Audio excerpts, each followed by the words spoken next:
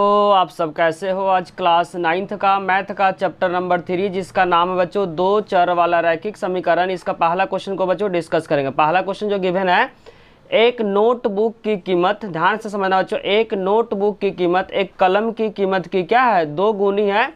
इस कथन को निरूपित करने के लिए दो चर वाला रैखिक समीकरण को लिखिए। तो पहले समझेंगे बच्चों दो चर वाला रैखिक समीकरण क्या होता है।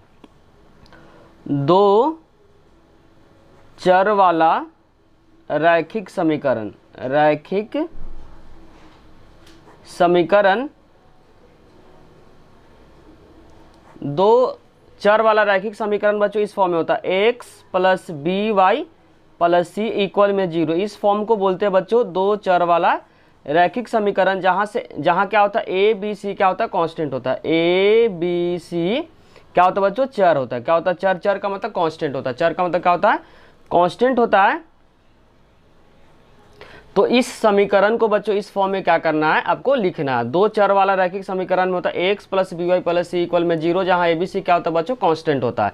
इसमें लिखा हुआ नोटबुक की जो कीमत है वह कलम की कीमत की क्या है, 2 गुनी है। तो मान लेंगे बच्चों जो कलम की कीमत है क्या है, एक्स है, और नोटबुक की कीमत क्या है, वाई है। तो यहाँ लिखेंगे माना कि, आप किसी को एक्स और किसी को वाई मान सकते हैं। तो यहाँ लिखते हैं बच्चों, माना कि कलम की कीमत x है, कलम की कीमत, एक कलम यहाँ बेस्ट रहेगा, एक कलम की कीमत x रुपया है। क्या बच्चों, x रुपया है। उसी तरीके से नोटबुक का जो कीमत मान लेते हैं बच्चों y रुपया है। नोटबुक का जो कीमत है बच्चों क्या मान लेते हैं, y रुपया मान लेते हैं। कीमत y रुपया है। और यहाँ पे बोला हुआ है कि बच्चों जो नोटबुक का जो कीमत है वह कलम की कीमत का क्या है, 2 गुना है। तो पहले नोटबुक का कीमत लिख लेते हैं यहाँ पे, और उसके बाद यहाँ पे इक्वल का साइन देके क्या लिखेंगे, पेन का कीमत। कलम का कीमत कितना है, x है। और ध्यान रखना हमेशा बच्चों छोटे में क्या होता है, मल्टीप्लाई होता है। कितना गुना है, 2 गुना, तो हमेशा यहाँ पे क्या करेंगे, 2x करेंगे। हमेशा ध्यान रखेंगे एक नंबर मान लो बड़ा है, एक नंबर क्या मान लो छोटा है, और दोनों को बराबर करना है तो किससे मल्टीप्लाई करेंगे, छोटे वाले नंबर में हमेशा क्या होता है, मल्टीप्लाई होता है। इस कंसेप्ट का कुछ समझना है। यहाँ पे क्या बच्चों, नोटबुक का कीमत क्या ज़्यादा है, पेन का कीमत क्या है, कम है। तो हमेशा जो मल्टीप्लाई होता है क्या होता है, छोटे नंबर में मल्टीप्लाई होता है। बहुत सारे बच्चों को कन्फ्यूजन होता है कि इसमें मल्टीप्लाई करना है, इसमें मल्टीप्लाई करना है। तो आपको क्या करना है, क्वेश्चन को बारीकी से रीड करना, और जो छोटा लगे उसी में क्या करना, आपको मल्टीप्लाई करना, तभी जाकर दोनों क्या होगा, बराबर होगा।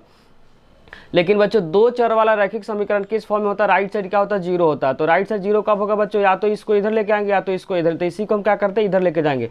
तो जो जाएगा उसका साइन क्या होगा, चेंज हो जाएगा। तो यहाँ पे लिख सकते हैं 2x माइनस वाई इक्वल में 0, क्योंकि दो चर वाला रैखिक समीकरण बच्चों हमेशा किस फॉर्म में होता है, तो आपको ध्यान रखना x plus b y plus c के फॉर्म में होता है। तो क्वेश्चन नंबर 1 को समझने में किसी प्रकार का डाउट हुआ है तो कमेंट बॉक्स में जरूर लिखिए। अब हम लोग स्टार्ट करें बच्चों, क्वेश्चन नंबर 2 को सॉल्व करेंगे। क्वेश्चन नंबर 2 में बच्चों गिवन है, निम्नलिखित रैखिक समीकरण को x plus b y plus c equal में 0 के रूप में व्यक्त कीजिए और प्रत्येक स्थिति में ए बी सी का मान बताइए। इसमें पहला क्वेश्चन जो गिवन बच्चों 2x प्लस 3y इक्वल में 9.35 पे बार है बच्चों। तो इसको क्या करेंगे, इस फॉर्म में लिखेंगे। तो राइट साइड क्या बच्चों, यहाँ पे 0 है, राइट साइड क्या है, 0 है। तो राइट साइड 0 कब होगा, जब इसको इधर लेके आएंगे तो प्लस है तो क्या हो जाएगा, माइनस है, क्योंकि जो स्टैंडर्ड फॉर्म में बच्चों उसमें राइट साइड क्या है, 0 है। स्टैंडर्ड फॉर्म में जो राइट साइड क्या है, 0 है। तो इसको इधर लेके आएंगे तो प्लस है तो क्या हो जाएगा, माइनस होगा। तो 2x प्लस 3y माइनस 9.35 पे बार। आपको ध्यान रखना राइट साइड हमेशा क्या होना चाहिए, तो 0 होना चाहिए। अब इसको क्या करेंगे, स्टैंडर्ड इक्वेशन से क्या करेंगे, कंपेयर करेंगे। स्टैंडर्ड इक्वेशन का ax plus b y plus c equal में 0। पहला कंडीशन आपको ध्यान रखना बच्चों, राइट साइड हमेशा क्या होना चाहिए, 0 होना चाहिए। अगर 0 नहीं है तो 0 क्या करना पड़ेगा, लाना पड़ेगा। या कंपेयर करेंगे तो x तो कैंसिल हो जाएगा, ए के जगह पे क्या आ जाएगा बच्चों, 2 हो जाएगा, क्योंकि ए बी सी फाइंड करना है। तो ए क्या हो जाएगा बच्चों, 2 हो जाएगा। उसी तरीके से बच्चों वाई वाई यहाँ पे कैंसिल हो जाएगा। तो बी कितना आएगा, बी आएगा बच्चों 3 आएगा। बी कितना आएगा, 3। तो यहाँ पे लिखेंगे बी कितना आ गया, 3 आ गया। और जो सी आ गया बच्चों माइनस के साइन के साथ देखना, तो यहाँ पे माइनस में है तो प्लस को नहीं लिखते, लेकिन माइनस को लिखना पड़ेगा। तो सी जो हो जाएगा माइनस 9.35 पे बार। अगर बच्चों आपको समझ में आ रहा है तो क्वेश्चन नंबर 2 को क्या अगर वीडियो पॉज करे खुद से क्या करें, सॉल्व करने की कोशिश करें। क्वेश्चन नंबर बच्चों 2 का जो सेकंड पार्ट है उसमें राइट साइड ऑलरेडी क्या है 0, तो डायरेक्ट क्या करेंगे स्टैंडर्ड फॉर्म रख के क्या करेंगे एबीसी का रिजल्ट फाइंड कर लेंगे। स्टैंडर्ड फॉर्म क्या है बच्चों ax plus b y plus c equal में 0। यहाँ पे कुछ नहीं तो 1 मानेंगे, तो a कितना हो जाएगा बच्चों 1। जब भी कोई नंबर नहीं रहता तो 1 क्या करते हैं मानते हैं, तो a कितना हो जाएगा 1। उसी तरीके से y के साथ कोई नंबर नहीं तो 1 मानेंगे, क्या मानेंगे 1। तो यहाँ पे y का जो रिजल्ट हो जाएगा -1/5 हो जाएगा, क्योंकि नीचे बच्चों 5 है और साइन के साथ लेना तो माइनस में इसीलिए क्या माइनस हो जाएगा। उसी तरीके से c क्या हो जाएगा बच्चों -10 हो जाएगा, c क्या हो जाएगा -10 हो जाएगा। तो क्वेश्चन नंबर 2 का जो सेकेंड पार्ट है बच्चों a का रिजल्ट 1 आ गया, b का यहाँ पे b होगा बच्चों, b का रिजल्ट कितना आ गया -1/5 हो गया, c का रिजल्ट क्या होगा -10 हो गया।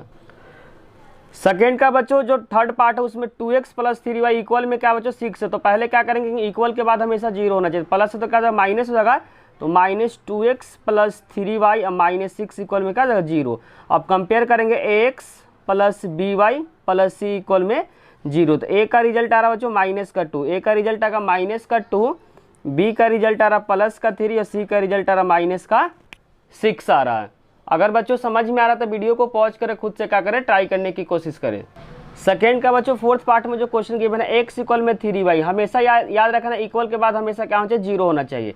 अब पहले x होगा फिर y होगा फिर कांस्टेंट होगा, प्लस है तो क्या होगा माइनस होगा, तो x - 3y इक्वल में 0। अब स्टैंडर्ड फॉर्म से क्या करेंगे कंपेयर करेंगे ax plus by plus c equal में 0। यहाँ x के साथ कोई नंबर नहीं तो 1 मानेंगे, तो a क्या हो जाएगा बच्चों 1 हो जाएगा। आपको ध्यान रखना x का कोफिशिएंट 1 होता है, y का कोफिशिएंट b होता है और बचा हुआ जो नंबर होता है c होता है। -3 यहाँ पे बच्चों कोई नंबर नहीं है, कोई कांस्टेंट नहीं है, तो c क्या हो जाएगा 0 हो जाएगा, c क्या हो जाएगा 0 हो जाएगा, क्योंकि कोई भी यहाँ पे नंबर नहीं है, कोई भी कांस्टेंट यहाँ पे नहीं है, इसीलिए यहाँ पे क्या हुआ c का रिजल्ट 0 हुआ है। सेकेंड का बच्चों फिफ्थ पार्ट में जो गिवन है 2x इक्वल में -5, हमेशा आपको ध्यान रखना इक्वल के बाद 0 होना चाहिए, तो राइट से जब लेफ्ट की तरफ आएगा तो साइन क्या होगा चेंज होगा, तो यहाँ पर जगह 2x प्लस 5y इक्वल में 0। अब स्टैंडर्ड इक्वेशन से कंपेयर करेंगे ax plus by plus c equal में 0, तो x का कोफिशिएंट हमेशा बच्चों ध्यान रखना a होता है, x का कोफिशिएंट हमेशा a होता है, y का जो कोफिशिएंट होता है वो हमेशा क्या होता है b होता है, और बचा हुआ नंबर क्या होता है c होता है। लेकिन यहाँ पे कोई भी कांस्टेंट नंबर नहीं बच्चों y के बाद, इसीलिए क्या हो जाएगा c 0 हो जाएगा। बच्चों सेकेंड का जो सिक्स्थ पार्ट जो गिवन है 3x प्लस 2 इक्वल में 0, तो स्टैंडर्ड फॉर्म होता है बच्चों ax plus by plus c equal में 0। x का जो कोफिशिएंट होता है हमेशा a होता है, x का जो कोफिशिएंट होता है हमेशा क्या होता है बच्चों a होता है। y का कोफिशिएंट यहाँ y नहीं है, जो इक्वेशन गिवन बच्चों y नहीं है, इसीलिए b क्या हो जाएगा 0 हो जाएगा, और कांस्टेंट जो है क्या वो c होता है। ध्यान रखना बच्चों x का जो कोफिशिएंट होता है वह a होता है, y का जो कोफिशिएंट होता है वह b होता है, और बचा हुआ नंबर क्या होता है c होता है। यहाँ y इसमें नहीं है बच्चों इक्वेशन में, इसीलिए b क्या होगा 0 होगा, c क्या होगा बच्चों 2 है। सेवेंथ पार्ट में बच्चों जो क्वेश्चन गिवन है y - 2 इक्वल में 0, स्टैंडर्ड फॉर्म से कंपेयर करेंगे ax plus by plus c equal में 0। x का कोफिशिएंट बच्चों हमेशा a होता है, हाँ x नहीं है इसीलिए क्या हो जाएगा 0 हो जाएगा। y का जो कोफिशिएंट होता है बच्चों b होता है, y के साथ कोई नंबर नहीं तो 1 मानेंगे, क्या मानेंगे 1, तो b क्या हो जाएगा 1, और जो नंबर होता है बच्चों जो कांस्टेंट होता है वह क्या होता है c होता है। आपको साइन के साथ लेना तो क्या हो जाएगा 2 हो जाएगा। यहाँ पे x इसमें नहीं है इसीलिए a क्या होगा 0 हो गया, अब b होता है y के साथ वाला नंबर कितना है 1 है, बचा हुआ नंबर क्या होता है बच्चों c होता है, c क्या होता है कांस्टेंट होता है। 8 पार्ट में जो क्वेश्चन गिवन है जो 5 इक्वल में 2x, तो स्टैंडर्ड जो फॉर्म होता है बच्चों x plus by plus c equal में 0, तो इसको इधर लेके आएंगे तो प्लस है तो क्या हो जाएगा माइनस, तो 2x माइनस 5 इक्वल में 0। x का जो कोफिशिएंट होता है कंपेयर करेंगे standard form ax plus by plus c equal में 0। x का जो कोफिशिएंट होता है बच्चों ये कहलाता है x का जो कोफिशिएंट a हो जाएगा, a 2 हो जाएगा। यहाँ पे y नहीं है, y नहीं तो b क्या हो जाएगा बच्चों 0 हो जाएगा, क्योंकि b क्या होता है y का कोफिशिएंट होता है, y का गुणांक होता है, तो यहाँ पे y इसमें नहीं है इक्वेशन में, तो b क्या हो जाएगा 0 हो जाएगा। नंबर जो होता है बच्चों वो c होता है, तो साइन के साथ लें तो -5 हो गया। अगर बच्चों वीडियो अच्छी लगी हो तो लाइक कमेंट और सब्सक्राइब करना चैनल को ना भूले। कोई भी डाउट हो तो कमेंट बॉक्स में जरूर लिखें, साथ साथ दोस्तों के साथ शेयर करना भी ना भूले। आप लोगों का कमेंट ही बच्चों हम लोग को मोटिवेट करता है वीडियो बनाने के लिए। Thank you.